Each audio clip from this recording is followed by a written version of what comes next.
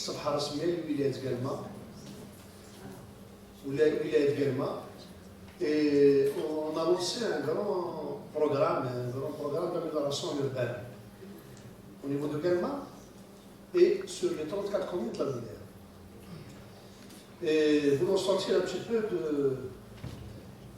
d'histoire trottoir, tariq, je ne sais pas moi, peut-être qu'il y a quelques actions à entreprendre pour soulager un petit peu peut-être la circulation, peut-être à travers l'implantation de quelques structures de proximité.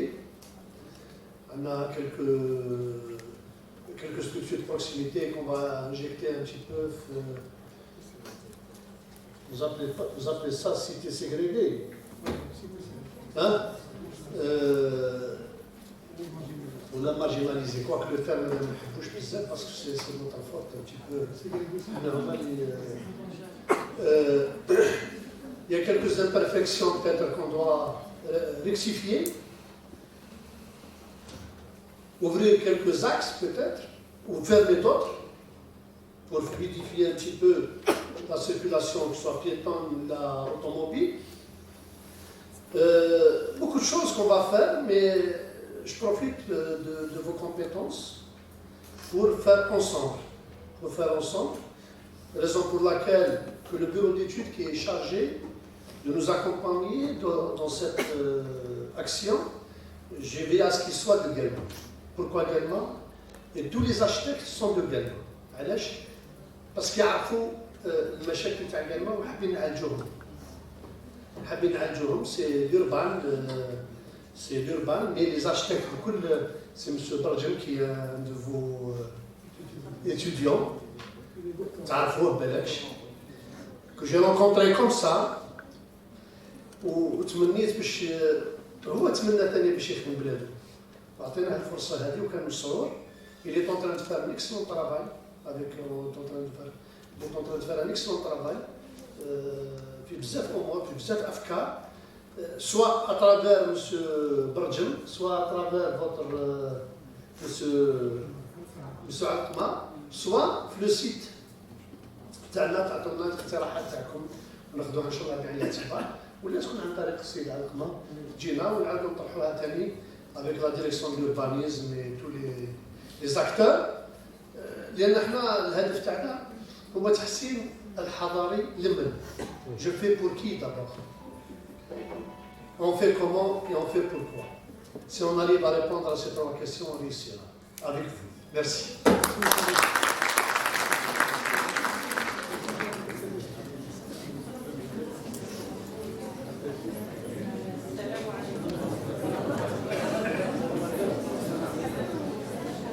Donc, on continue nos travaux de plénière avec notre aimable professeur Louak Djemila qui a beaucoup travaillé sur la ville, les qualités environnementales plutôt de la ville, et elle a excellé dans sa production scientifique, notamment sur le lighting, l'éclairage et tout.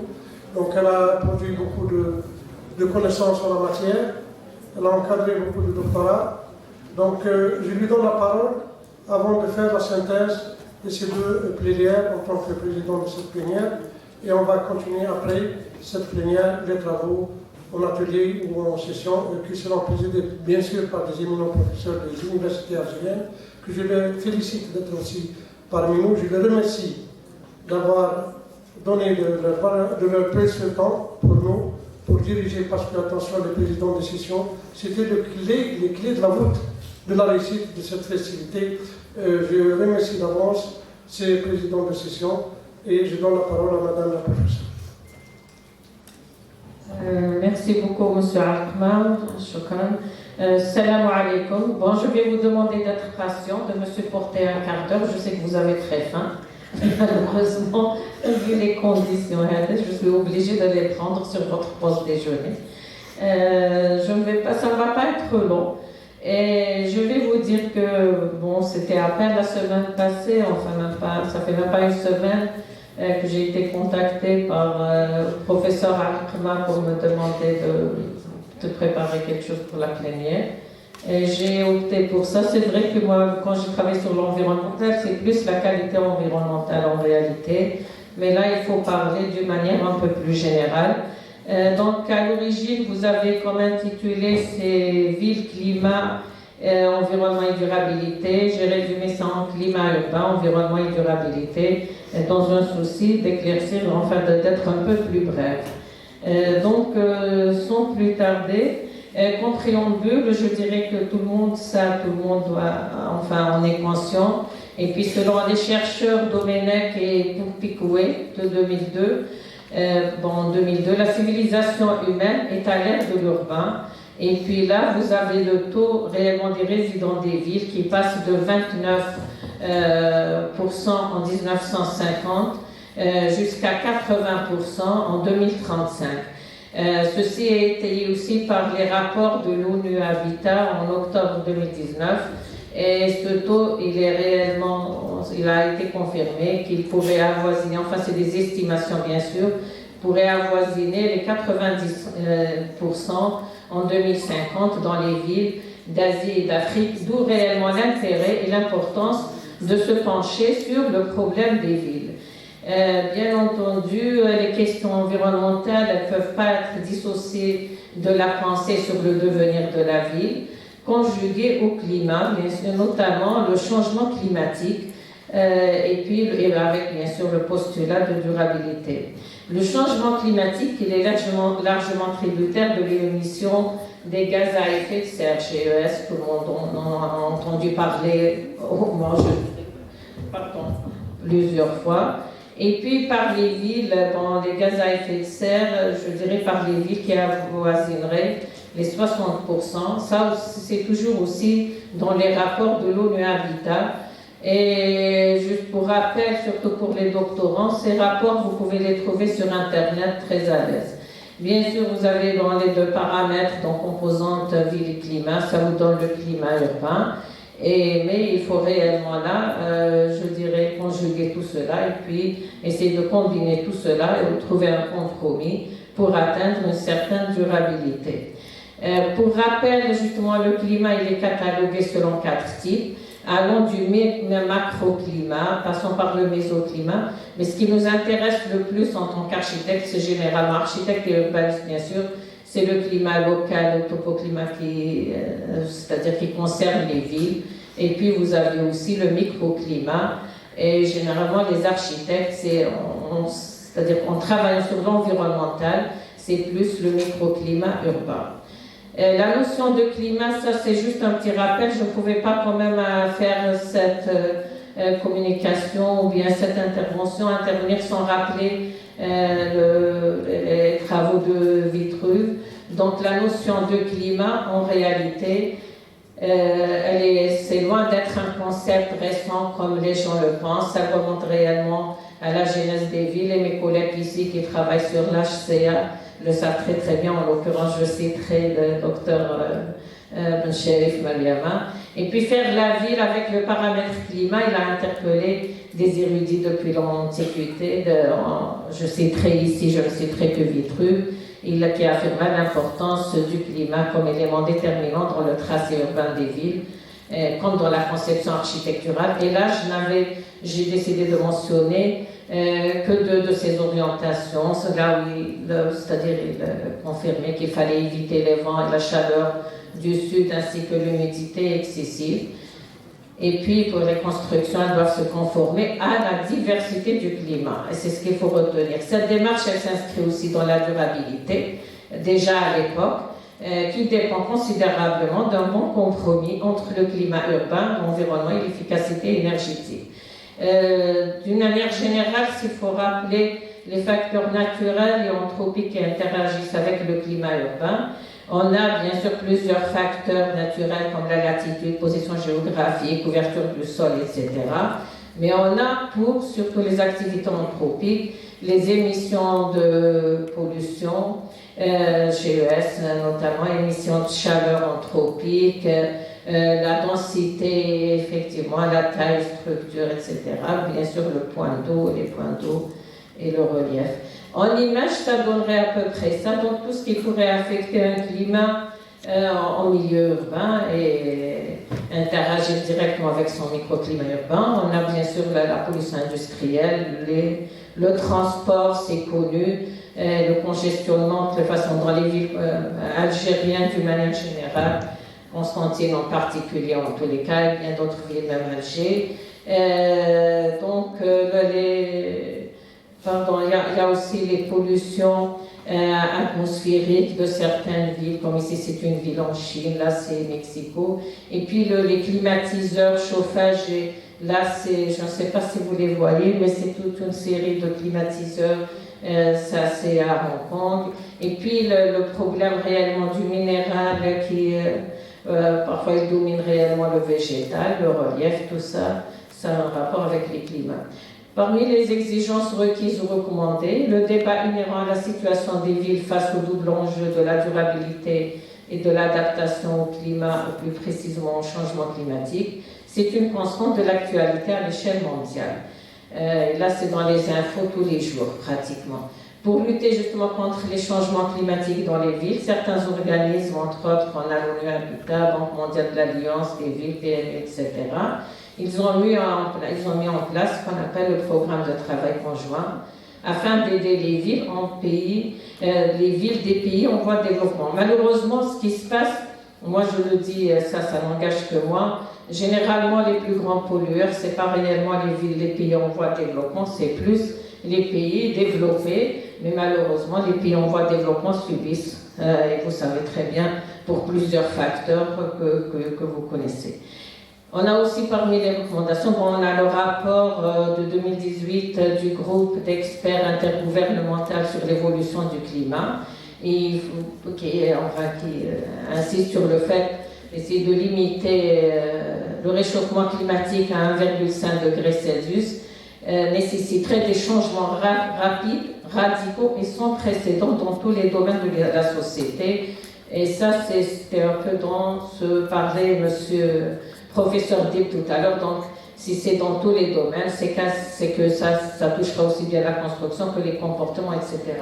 Juste pour dire que pour les gens qui pensent que 1,5 degré Celsius, c'est pas quelque chose réellement, c'est pas une valeur importante, je rappellerai que pour justement, durant ce dernier siècle, il y a eu justement un changement de 1,5 degré Celsius. Et durant les 50 dernières années ici, on a vu justement une fonte de glaciers qui est passée qui sont passés de 7 à 4 millions de kilomètres carrés de surface. Donc ça, pour la planète, ça c'est des valeurs quand même importantes. Parmi les exigences requises justement pour opérer des changements, comme le recommande justement le GIEC, il faut passer en prise de conscience, bien sûr, partagée à tous les niveaux. Ça, c'est réellement, c'est les autorités aussi bien que le citoyen. S'imprégner de l'impact effectif des activités anthropiques et puis saisir le cercle vicieux des retombées du climat sur la durabilité de l'environnement urbain, parce que c'est un vrai cercle vicieux, c'est-à-dire le comportement humain affecte le climat et puis c'est le climat qui a des retombées parfois très néfastes sur l'humain. Parmi justement, il y a une adaptation réactive du citoyen aux phénomènes provoquant la vulnérabilité environnementale en milieu urbain. Elle ne peut pas se faire sans identification des sources, et parmi les sources, on ne citera que le transport, climatisation, pollution, etc. Et l'eau de chaleur urbaine, ça c'est très important. Pour la climatisation, je voulais juste donner certains chiffres parce que pour beaucoup, bien sûr, nous on pense à climatiser, à nous rafraîchir en été, mais les gens ne se rendent pas compte réellement de ce que ça engendrait comme problème à l'extérieur et comment ça provoquait, je dirais, l'atmosphère dans la ville. Donc la climatisation, elle est déjà actuellement responsable de 10% de la consommation électrique mondiale, donc ça elle est non seulement énergivore. Et ça, c'est selon l'Agence, bien sûr, internationale de l'énergie. Et puis, l'usage croissant de la climatisation, il aggrave le réchauffement climatique.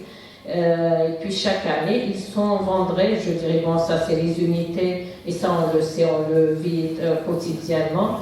C'est-à-dire, on le vit chaque année, annuellement, même à notre niveau.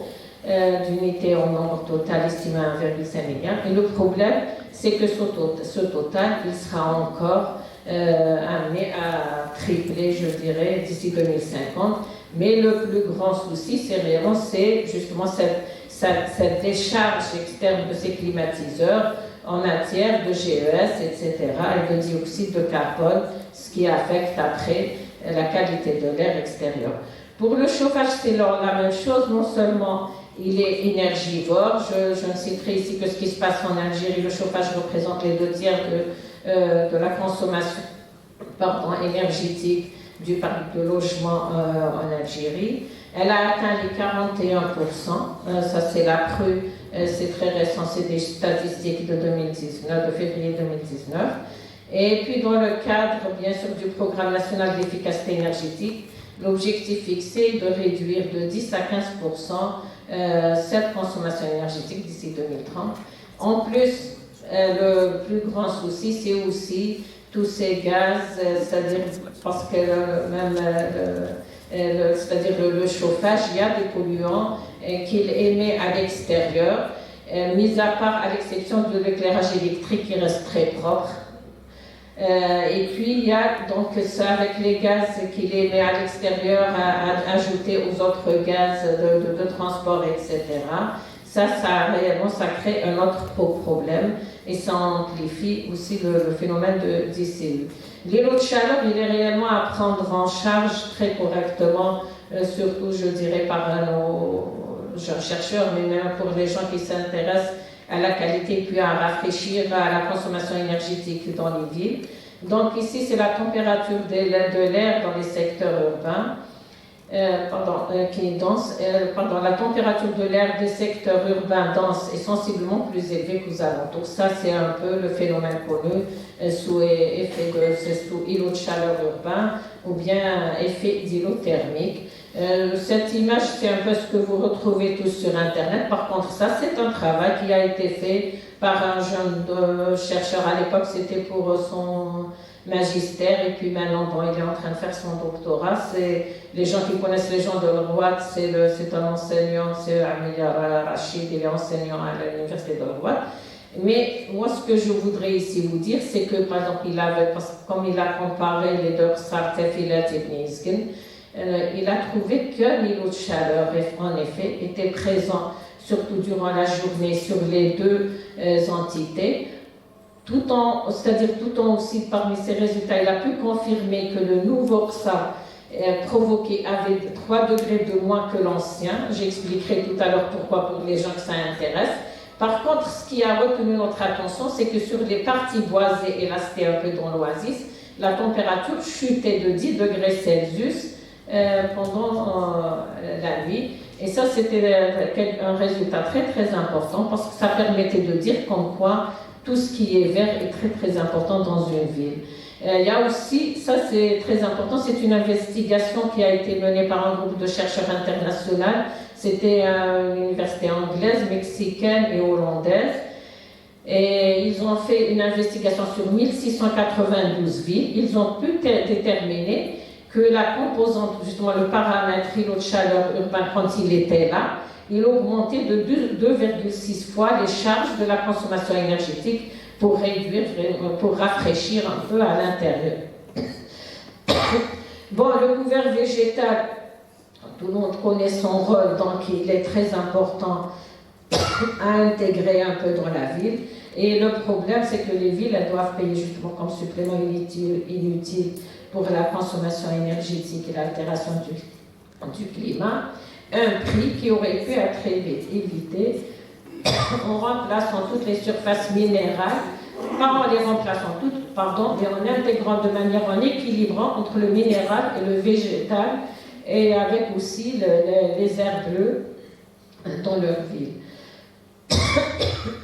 Pardon, ça c'est techniquement ce qui se fait normal, naturellement ça c'est pour un peu les étudiants doctorants. Par le transport, tout le monde aussi connaît un peu tout ce que ça apporte comme effet néfaste sur la ville. Et donc, à titre d'exemple, les villes européennes, à titre d'exemple, dans les villes européennes, les émissions de GES provoquées par le transport urbain, il correspondait, il a été confirmé, et ça aussi c'est enregistré, comme étant égale à 60%, on dirait, de toute la pollution, je dirais, de la ville. Il représentait les 60%. Cette situation, elle incite de plus en plus, bien sûr, à un retour, au développement des transports doux, essentiellement en milieu urbain. Donc, là, c'est pour conclure.